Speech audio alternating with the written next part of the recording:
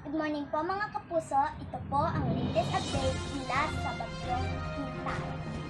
Magiging masungit ang lagay na panahon sa maraming bahagi ng Luzon.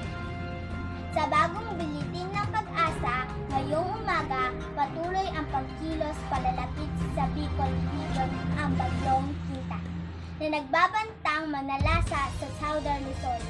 Bukod po sa Catanduanes, mga kapuso, signal number 1 din po ang Camarines Norte, Camarines Sur, Albay, Sorsogon, and Northern Samar.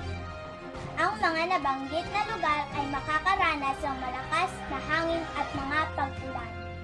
Muling namataan ng Pag-asa ang Centro Tropical Depression Quinta sa layong 610 km per hour at may lakas na hangin 55 km per hour at may gusto umaabot sa 70 km per hour. Kumikilos ito pa-west-northwest sa bilis na 20 km per hour. Yan po ang latest mula sa weather update. Ako po si Princess Lynn P. Shalos mula sa